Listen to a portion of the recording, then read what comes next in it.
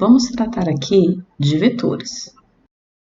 Uma grandeza vetorial é uma grandeza que possui módulo e orientação. E pode, portanto, ser representada por um vetor. Como exemplos, podemos citar deslocamento, velocidade e aceleração,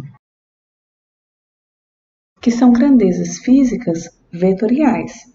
Nem toda grandeza física envolve uma orientação, por exemplo, temperatura, pressão, energia, massa, tempo. Essas são grandezas escalares e lidamos com elas pelas regras da álgebra comum. Vamos tratar agora do caso da soma geométrica de vetores. Suponha que uma partícula se desloque de A até B e depois de B até C. Esse deslocamento pode ser representado por um vetor deslocamento, no caso de uma partícula mudando de posição, movendo-se de A para B. Então, nós representamos como um vetor de A para B. Em seguida, ela se deslocou de B para C.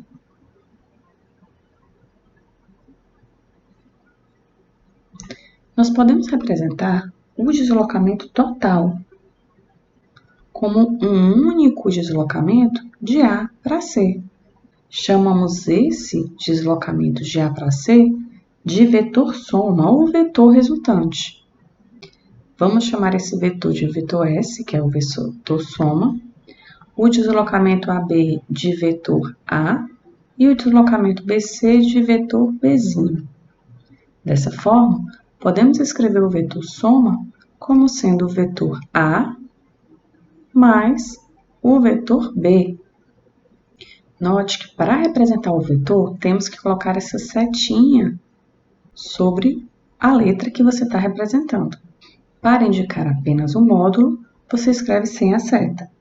Esta é uma equação vetorial, segundo a qual o vetor S é o vetor soma dos vetores A e B. Esse símbolo mais e a palavra soma, ela tem um significado diferente porque, ao contrário do que acontece na álgebra comum, aqui, nessa operação de soma, está envolvido tanto o módulo como a orientação da grandeza. Então, para realizar essa soma, você primeiro desenha o vetor A em uma escala conveniente, com o ângulo apropriado, e depois desenha o vetor B na mesma escala, com a origem na extremidade do vetor A. B também com o ângulo apropriado. Por fim, o vetor soma é o vetor que vai da origem de A até a extremidade de B. A soma vetorial, definida desta forma, ela tem duas propriedades importantes, que são representadas pela lei comutativa e pela lei associativa. No caso da lei comutativa, a ordem que os vetores são somados é irrelevante. Então, somar A e B é o mesmo que somar B e A.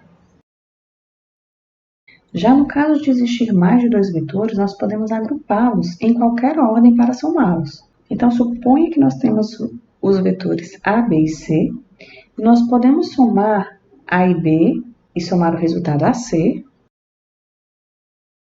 que nós vamos obter o mesmo resultado que somar B e C e depois somar o resultado A. De modo que o vetor resultado da soma mais B somado ao vetor C é igual a somar o vetor A ao resultado do vetor B mais C. Definimos também o vetor oposto.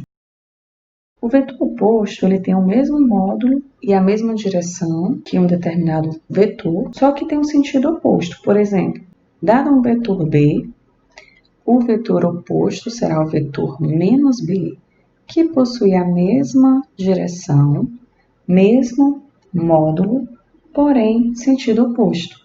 Se esse aqui for o vetor B, esse aqui vai ser o vetor menos B, que é o vetor oposto, onde esses vetores possuem mesmo módulo, mesma direção e sentidos opostos.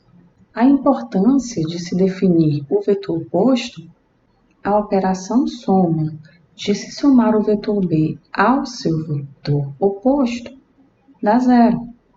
Com isso, nós podemos definir o vetor diferença, onde, por exemplo, o vetor diferença D pode ser dado pelo vetor resultado da operação A menos B, onde, na verdade, é o vetor A somado ao vetor oposto de B. Geometricamente, nós podemos representar isso da seguinte forma, onde esse é o vetor A, esse é o vetor B e esse é o vetor menos B. De modo que calcular o vetor diferença A menos B é somar ao vetor A o vetor menos B. Então, coloco o vetor A na extremidade do vetor A, liga a origem do vetor B, e partindo de A e finalizando em B, nós temos o vetor diferença, dado por D, que é igual a A menos B. Somar vetores geometricamente pode ser uma tarefa tediosa. Uma técnica mais simples e mais elegante envolve o uso da álgebra, mas requer que os vetores sejam representados em um sistema de coordenadas retangulares. Daí, nós precisamos saber calcular as componentes dos vetores. Os eixos x e y são normalmente desenhados no plano do papel. E o eixo z ele é perpendicular ao plano do papel. Por enquanto, vamos ignorá-lo e tratar apenas os vetores bidimensionais. Uma componente de um vetor é a projeção do vetor em um eixo. Seja o vetor A, nós projetamos o vetor A no eixo x, de modo que nós temos a componente AX, onde AX é a componente do vetor A em relação ao eixo x, e semelhantemente projetamos o vetor A no eixo y, e temos a componente AY, onde AY é a componente em relação ao eixo y. Para encontrar a projeção do vetor no eixo, basta traçar retas perpendiculares ao eixo a partir da origem e da extremidade do vetor. Essa projeção é chamada de componente. A projeção do vetor no eixo x é chamada de componente x do vetor. E a projeção no eixo y recebe o nome de componente y. E esse processo de obter as componentes do vetor é chamado de decomposição do vetor. Perceba que um vetor ele pode ter até 3 componentes, mas no caso desse vetor que estamos traçando, a componente z é nula. Nós podemos determinar geometricamente as componentes do vetor A partir desse triângulo retângulo que se forma na figura. Aqui definimos um ângulo θ. Aqui nós estamos escrevendo as componentes AX e AY e o vetor A. Note que tem uma setinha aqui no A. Para escrevermos o módulo, o tamanho desse vetor, nós podemos representar assim, módulo de A, ou ainda apenas o A sem a seta e sem as barras. Com isso, nós temos o triângulo formado. Nós podemos identificar as relações trigonométricas para o seno de θ e para o cosseno de θ.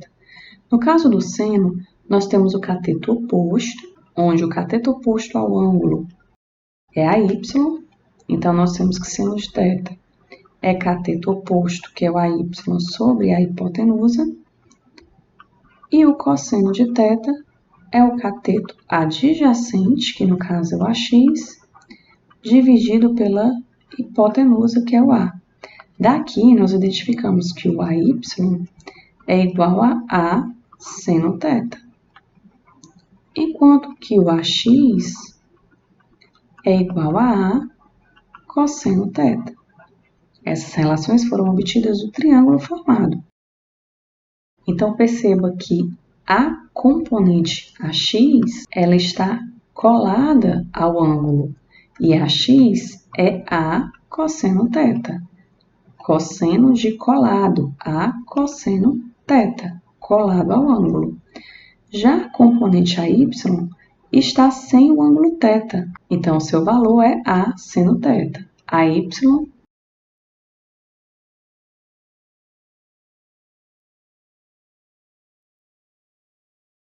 é igual a A seno θ. Então, a coordenada que está colada ao ângulo, ela é dada por A cosseno. E a coordenada que está sem o ângulo, ela é A seno θ. Desse modo, o vetor A, que definimos inicialmente aqui, ele é completamente determinado pelo módulo de A e por θ, mas também pode ser dado pelas componentes AX e AY. Esses dois pares de valores contêm a mesma informação. Se porventura conhecemos um vetor na notação de componentes, no caso AX e AY, e queremos especificá-lo na notação de módulo e ângulo, A e θ, basta olharmos para o triângulo e obtermos as relações. Para A, nós podemos, do triângulo, utilizar o Teorema de Pitágoras e identificar que se aqui é A e aqui é AX e aqui é AY, do Teorema de Pitágoras, A ao quadrado igual a x ao quadrado mais a y ao quadrado, de modo que o módulo de A é dado pela raiz quadrada da soma do quadrado das componentes. E ainda, desse triângulo, nós podemos calcular o θ a partir da tangente de θ, onde a tangente de θ é o cateto oposto sobre cateto adjacente. E utilizando a definição de função inversa, nós podemos identificar o θ a partir da tangente a menos 1 de AY sobre AX. É importante definirmos agora os vetores unitários. Um vetor unitário é um vetor cujo módulo vale 1 e que aponta em uma certa direção. Sua única função é especificar uma orientação. Os vetores unitários que indicam os sentidos positivos dos eixos x, y e z são representados como I chapéu, J chapéu e K chapéu, onde esse símbolo chapéu é usado no lugar da seta, para mostrar que se trata de um vetor unitário. Um sistema de eixos como o dessa figura é chamado de sistema de coordenadas dextrogiro. E o sistema permanece dextrogiro quando os três eixos sofrem a mesma rotação, qualquer que seja ela. Para os sistemas que vamos estudar e tratar, eles serão sempre sistemas do tipo dextrogiro. Os vetores unitários, eles são muito úteis para especificar outros vetores. Por exemplo, podemos expressar os vetores A e B, que já tratamos anteriormente, em termos de vetores unitários, como AX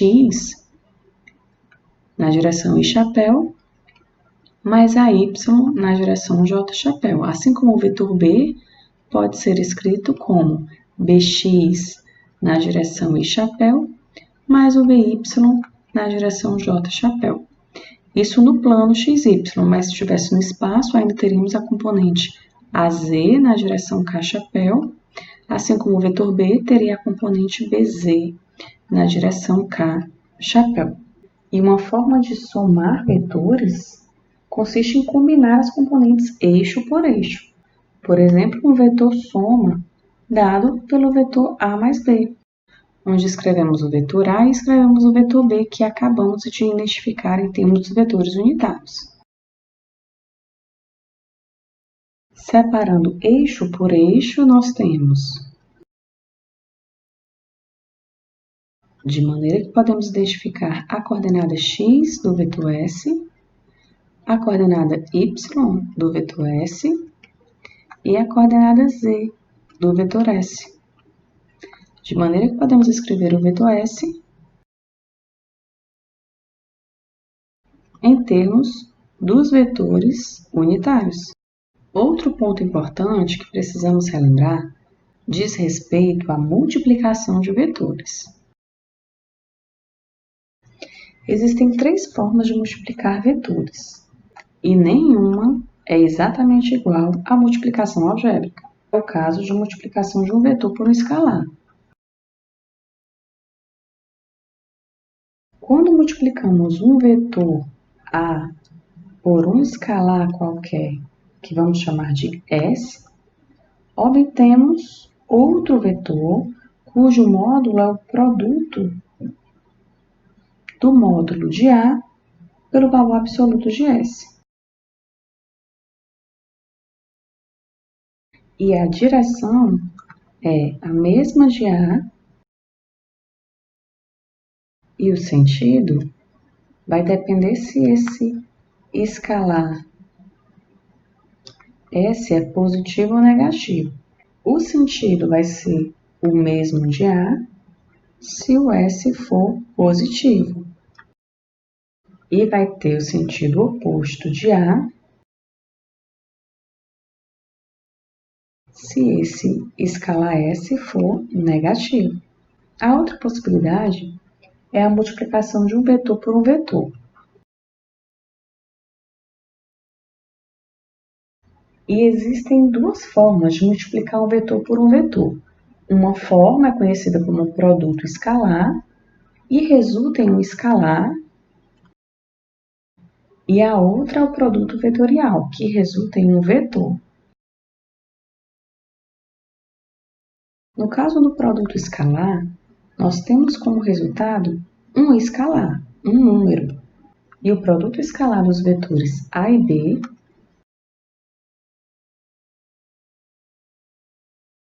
ele é escrito como A pontinho B e é definido pela equação módulo de A vezes o módulo de B vezes o cosseno do ângulo entre eles. Ou ainda podemos escrever A escalar B como sendo AB cosseno de φ. A é o módulo do vetor A, B é o módulo do vetor B e φ é o ângulo entre A e B, ou ainda entre as orientações de A e B.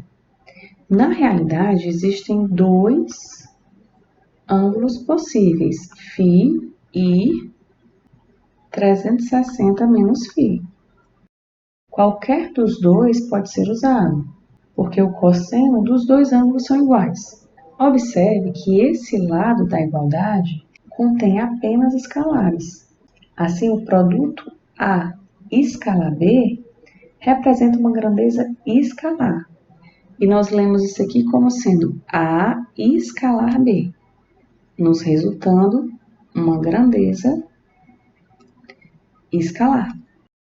Se o ângulo φ entre os vetores for 0 graus, nós temos o cosseno de 0, que é 1, e o produto escalar é máximo, porque o máximo valor que o cosseno assume é 1, pois o cosseno de 0 é igual a 1. Se por acaso o φ for 90 graus, o produto escalar é 0.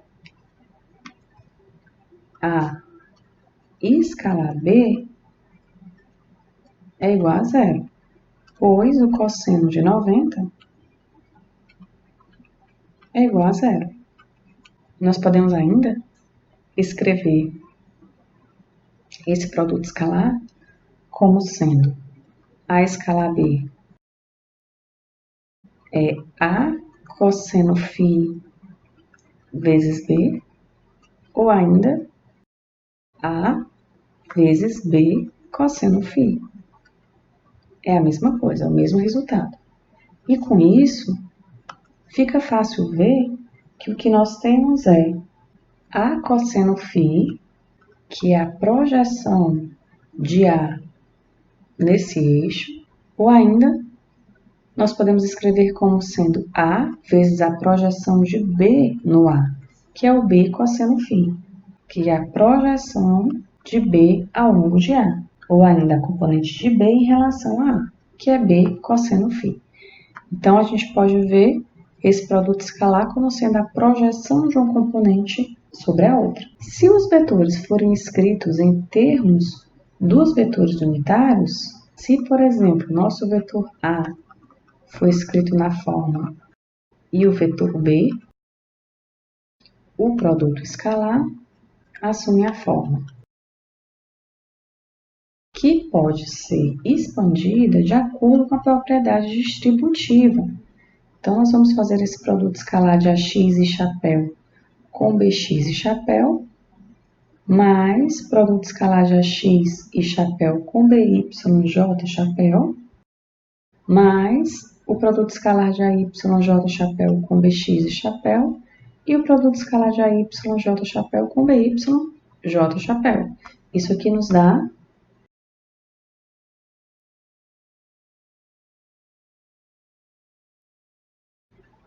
e aqui vamos usar a própria definição de produto escalar para identificar quanto vale cada uma dessas quantidades aqui, já que os vetores I chapéu e J chapéu são vetores unitários. A gente sabe que I escalar I é igual ao módulo do primeiro vezes o módulo do segundo vezes o cosseno do ângulo entre eles, que no caso aqui, o vetor I com o vetor I, o ângulo entre eles é 0. Cosseno de 0 vale 1, o módulo de chapéu é 1, o módulo de chapéu é 1 e cosseno de 0 vale 1. Isso aqui, então, vale 1. Para o J, nós temos a mesma coisa, J escalar J. Módulo do primeiro, que é um vetor unitário, vale 1. Módulo do segundo, que é um vetor unitário, vale 1. Cosseno de 0, porque é o ângulo entre o J e o vetor J chapéu. O ângulo é 0. Então, isso aqui vale 1.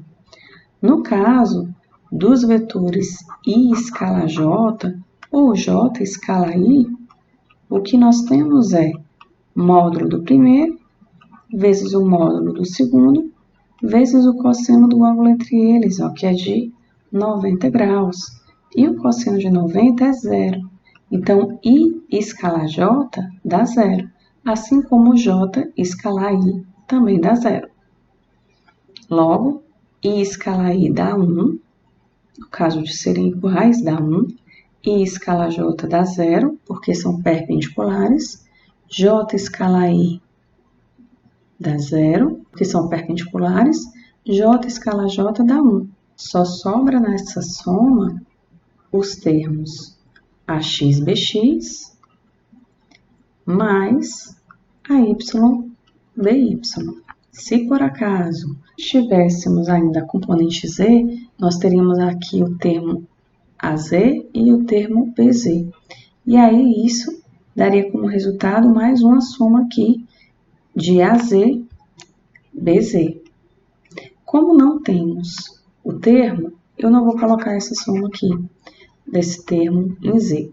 Mas no caso do produto escalar, A escalar B te dá como resultado um número, e esse número é o produto das componentes AX/BX mais AY/BY mais AZ/BZ, no caso se eu tivesse coordenada Z. A outra possibilidade que nós temos é o caso do produto vetorial. O produto vetorial de A e B é escrito da forma. E resulta em um terceiro vetor, um vetor C, cujo módulo desse vetor C vale o módulo de A vezes o módulo de B vezes o seno do menor ângulo entre eles. Φ, agora nesse caso, é o menor ângulo entre A e B. É preciso usar o menor dos ângulos entre os vetores porque seno de φ e seno de 360 menos φ têm sinais opostos. Portanto, esse produto vetorial é dado em termos do seno do menor ângulo entre os vetores A e B. E a gente lê isso aqui como sendo A vetor B. A vetor B igual a C. Nesse caso, se A e B são paralelos ou antiparalelos, de modo que o ângulo entre eles seja 0 ou 180, o seno de 0 ou 180 dá 0. Então, A vetor B dá 0. E o módulo de A vetor B vai ser máximo quando A e B são mutuamente perpendiculares. Então, se A e B forem perpendiculares, o seno de 90 dá 1 e nós temos um máximo. Então, podemos escrever o módulo de A vetor B dessa forma. Módulo de A vetor B é máximo.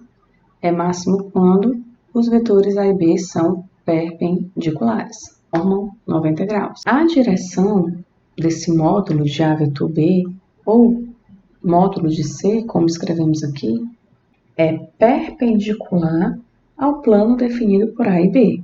E para determinar o sentido de C, dado por A vetor B, nós precisamos usar uma regra, que é a chamada regra da mão direita. E essa regra da mão direita determina o sentido do vetor C, resultado do produto vetorial de A com B. Para utilizar a regra da mão direita, você vai superpor as origens de A e B, sem mudar a orientação dos vetores, como foi feito aqui, passando por uma origem comum, vai envolver esse vetor com a mão direita, de modo que os dedos empurrem A em direção a B, ao longo do menor ângulo entre os vetores. O polegar estendido apontará no sentido de C. Vamos tentar fazer um esquemático aqui.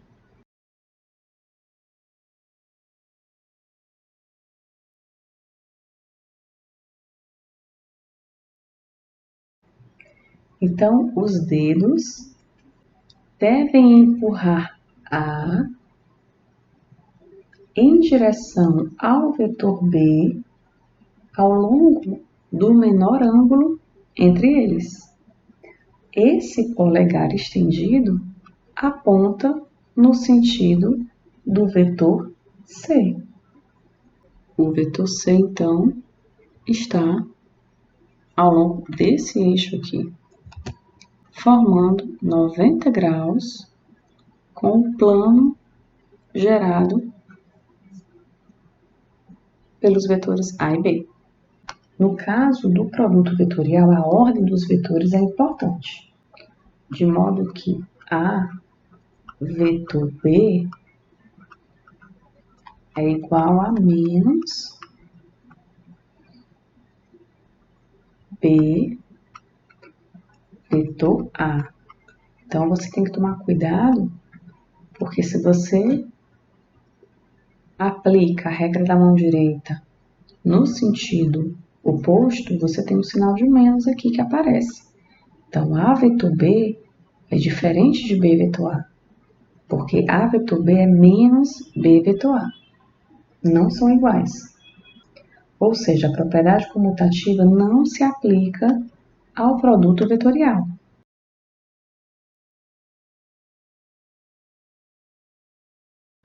Em termos dos vetores unitários, o produto vetorial toma a seguinte forma.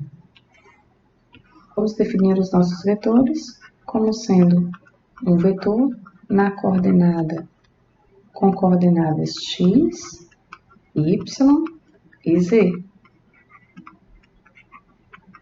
E o vetor B também escrito em coordenadas x, y e z.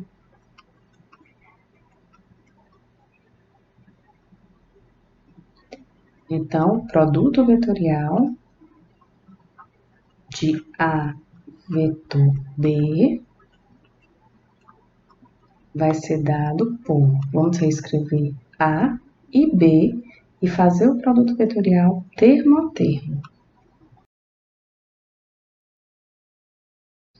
Isso aqui pode ser expandido de acordo com a propriedade distributiva. Ou seja, vamos calcular o produto vetorial de cada componente do primeiro vetor pelas componentes do segundo vetor.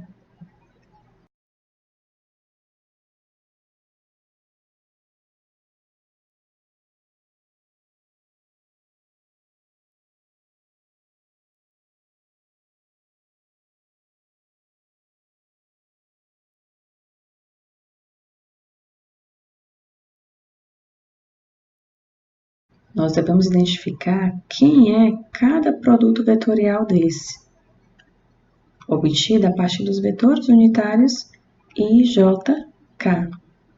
Desenhando aqui os eixos, nós temos. Então, a gente tem I vetor I, lembrando a definição de produto vetorial, né? Que é o módulo do primeiro, vezes o módulo do segundo, vezes o seno do ângulo entre eles, no caso, o vetor unitário e chapéu. Com o vetor unitário e chapéu, o seno entre eles é zero, e o seno de zero é zero. Da mesma forma, J vetor J dá zero, porque o seno de zero é zero, e o K vetor K também dá zero, porque o seno de zero é zero. Então, nós já temos aqui que vai dar zero esse termo, I vetor I, esse termo, porque aparece J vetor J, e vai dar zero esse termo, porque aparece K vetor K. Esses outros termos, a gente tem que utilizar a regra da mão direita. O que diz a regra da mão direita? Vamos analisar I vetor J. I vetor J. Os seus dedos vão estar estendidos na direção do I e você vai de encontro ao J. Então, note que você está aqui no plano. I vetor J. O seu polegar estendido vai ficar na direção do K. Então, I vetor J dá mais K chapéu. Como a gente já viu a propriedade do produto vetorial, em que nós não temos a propriedade comutativa, J vetor I é menos K. I vetor K, você coloca a sua mão seus dedos na direção do vetor I e vai abraçar o vetor K. Agora, seu polegar precisa ficar apontado para baixo, para que você consiga fazer I vetor K. Quando você fizer I vetor K, você tem o polegar apontando para baixo. Então, como para cima é mais J chapéu, para baixo é menos J chapéu. Então, I vetor K é menos J chapéu. Usando o fato de K vetor I ser o negativo de I vetor K, então vai ficar mais J chapéu. E por fim, nós temos J vetor K. J vetor K, você coloca os dedos na direção do J e vai em direção ao vetor K. E o vetor K está para frente. Então, você vai fazer J vetor K apontando para frente. Então, o seu polegar vai estar para cá. O polegar estendido vai estar para cá.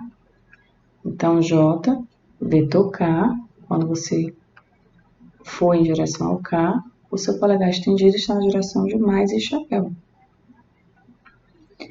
Então, K vetor J é o negativo disso aqui, porque você inverte K vetor J menos I chapéu. Desse modo, vamos substituir aqui e nós temos I vetor J está aqui, é mais K chapéu. Então, esse aqui fica mais K chapéu. I vetor K é menos J chapéu.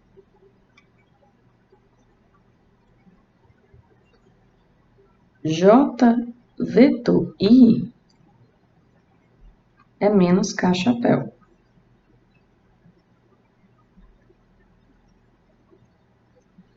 J vetor K é mais I chapéu.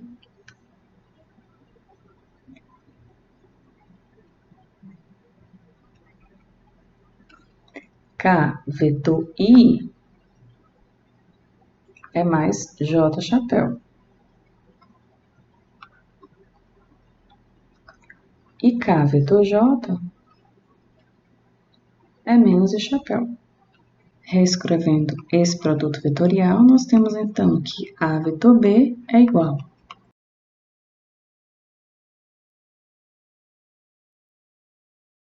Vamos agrupar aqui os termos que tem I, os termos que tem J e os termos que tem K. E separar termo a termo. Com isso, nós temos as componentes na coordenada I chapéu é AYBZ menos AZBY na orientação I chapéu, mais na coordenada J nós temos AZBX menos AXBZ, coordenada J, mais AXBY menos AYBX, coordenada K. E esse aqui é o resultado do produto vetorial de A vetor B. Esse resultado também é possível calcular a partir de um determinante. Vamos ver agora em termos do determinante como encontrar esse mesmo resultado.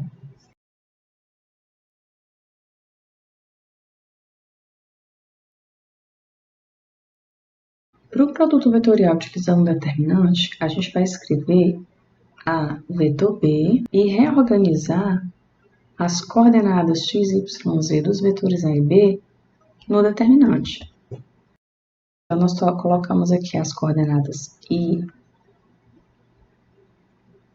J, K. Agora a gente escreve as coordenadas x, y, z dos vetores A e B. E aí escolhe a forma como você quer calcular o determinante.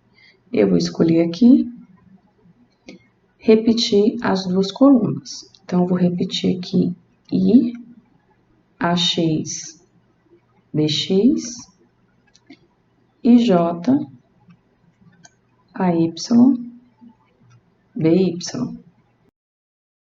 E eu vou utilizar aqui a regra de Sarri, que diz que nós fazemos primeiro o produto dessas linhas menos dessas linhas. Na direção chapéu AYBZ, mais AZBX na direção J chapéu, mais AXBY na direção K chapéu. Agora a gente faz os produtos ao longo dessas diagonais, só que sendo negativo. Então, vai ficar menos AYBX na direção K chapéu, menos AZBY na direção I chapéu, menos AXBZ na direção J chapéu. E agora a gente vai agrupar os termos que estão na orientação I chapéu depois os termos que estão na orientação J chapéu e, por fim, os termos na orientação K chapéu.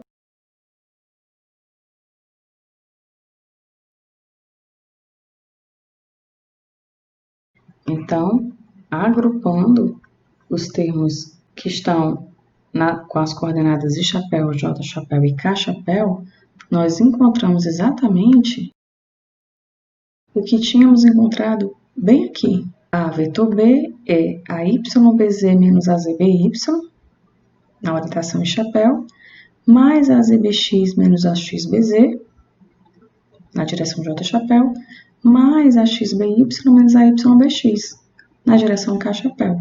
Então, você pode calcular o produto vetorial de qualquer dois vetores a partir do cálculo do determinante.